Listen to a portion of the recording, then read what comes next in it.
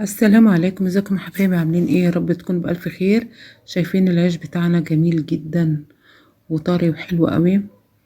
هنبتدي نحط نص كوباية مية دافية، تمام، وكيس خميرة فورية وزبدية،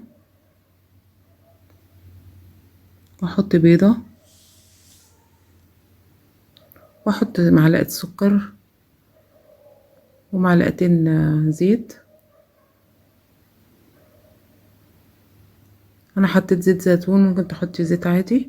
وابتدي بقى احط دقيق على حسب ما السوائل اللي عندي دي تحتاج، تمام. واحط معاهم معلقة ملح صغيرة، تمام. هما طلعوا حوالي 3 كوبايات دقيق، وعلى حسب الدقيق اللي انت جايباه يشرب سوائل قد ايه. نخلط بقى المكونات بتاعتنا كده، والعجينة بتاعتنا بتلزق، تمام. ألم بقى كده وانزل بقى كده، احط دقيق على الرخامة، وابتدي بقى ايه، اخدم العجينة بتاعتي كويس قوي زي ما انتوا شايفين كده.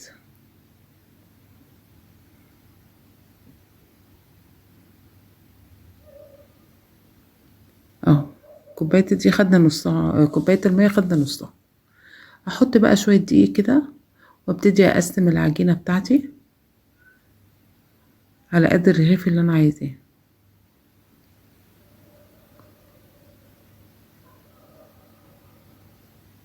تمام كده.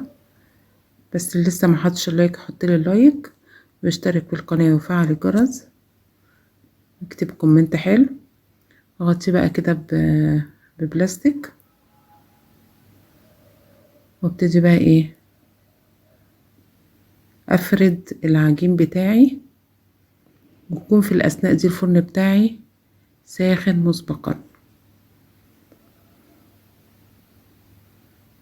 تمام كده.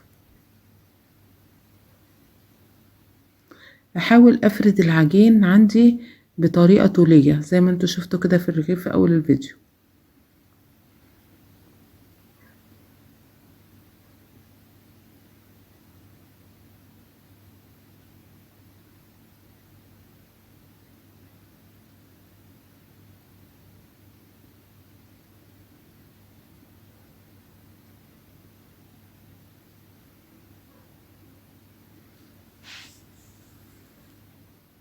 هكون بقى قلبة صاج كده على في الفرن، عشان ايه، اخبز عليه العيش ده. او لو عايزة تعمليه على الطاسة من فوق ممكن يتعمل، مفيش اي مشكلة. بس الاوفر لك ان انت حطي قلبي صاج وحطيه في الفرن على طول يتعمل، ويطلع منفوخ زي ما انت شفتي كده. اهو خلاص زي ما انتوا شايفين بالطريقة دي كده. ايه رأيكم بقى؟ يا رب الفيديو يكون عجبكم. اسيبكم في رعاية الله. السلام عليكم ورحمة الله وبركاته.